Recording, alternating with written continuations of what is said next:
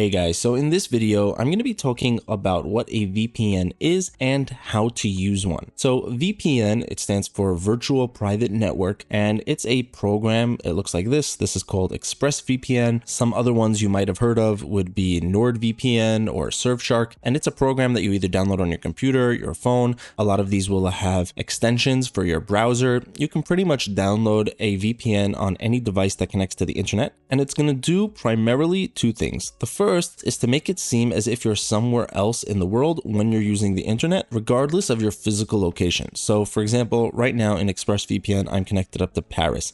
And that means that no matter where in the world I physically am, it's going to seem to websites that I visit as if I am in Paris. And there's a bunch of different reasons why you would do this. A very common one would be to access different content libraries for streaming platforms. So websites like Netflix or Amazon Prime Video, they're going to show you different libraries and different movies and TV shows depending on where in the world you are. So right now I'm on Netflix and it says top 10 TV shows in France today. And that's because I'm connected to the VPN. I am getting access to everything that would be available to somebody in France. If I would go back over here to ExpressVPN, and the way you do this is really easy. You would just click on this bar right here, and then a window opens up with all the locations with ExpressVPN, and with all the VPNs that I mentioned here, you would have 100+ countries to pick from. If you want to find out more about any of those VPNs, by the way, I will have more useful links and information in the description below. But right here with ExpressVPN, let's say I wanted to connect to the United Kingdom. So I can just type in there, United, and then I get United States, United Kingdom. If you click on this arrow, you have more cities within the UK to connect to. So let's say I wanted to connect to London. It really doesn't matter in this case. Automatically that'll close and I'll connect up to a server or a computer in London. And now instead of France or Paris, wherever I visit, whichever website I go to is going to think I'm in the UK. So I'm going to go back to Netflix. I'm going to refresh the page. And instead of saying here top 10 TV shows in France, it's going to say the United Kingdom. So let's go here, scroll down, and let's find that page. There we go. Top 10 movies in the UK today. And you can do this for pretty much any streaming platform. So not just Netflix, you can do it for Amazon Prime Video. You can see here it says #1 in the UK. You should just know that with Prime Video, if you do want to do this, you're going to need to go to the Amazon website for the country that you're trying to access. So here I went to amazon.co.uk. If you were trying to access the United States library, you'd have to go to amazon.com. So basically make sure that you go to the Amazon website of the country that you're trying to get access to through Prime Video. And you could do the same thing for Hulu, Disney Plus, all of the streaming platforms. Some other reasons you might want to change your online location would be for gaming. If you want to try to get access to games or early releases that are only available somewhere else in the world. If you want to try to get better ping or at least more stable ping, you can do that with a VPN. A lot of different crypto exchanges will only be accessible in different parts of the world. Betting websites, sports betting, prediction market, all of these different kinds of websites where certain countries might have access and other places don't. You can use a VPN to get into them and access those websites. So that's the first main thing that a VPN can do. It can change your online location. The second one is give you more privacy and security when you're using the internet. Because when a VPN changes your location, it's actually going to also secure and keep all of your data safe along the way. And it creates what's called a VPN tunnel.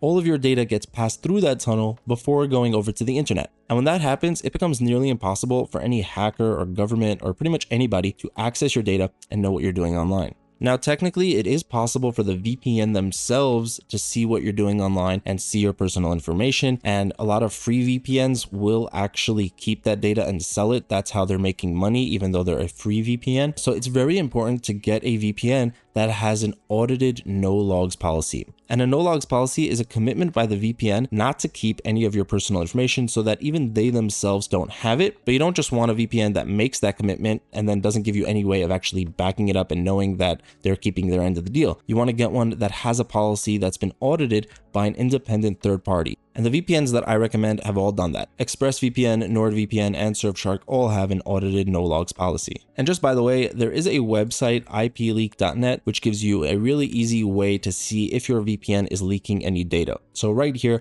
you can see United Kingdom because that's where I'm connected to in ExpressVPN. You see my IP address, which is that number right there, which tells other computers on the internet where I am and gives them information about me when I visit them. If you would see in this box right here, if you would see my IP address from my internet service provider, so not from the VPN, then that would mean that I was having a leaking WebRTC request. It's a type of data leak. And if you would see that right here, that would be a problem, but we don't, which means that the VPN is working properly. Over here, we see DNS addresses, and if any of these were not from the UK, that would mean that data was leaking there as well, and information about the websites that I'm trying to visit would be leaking.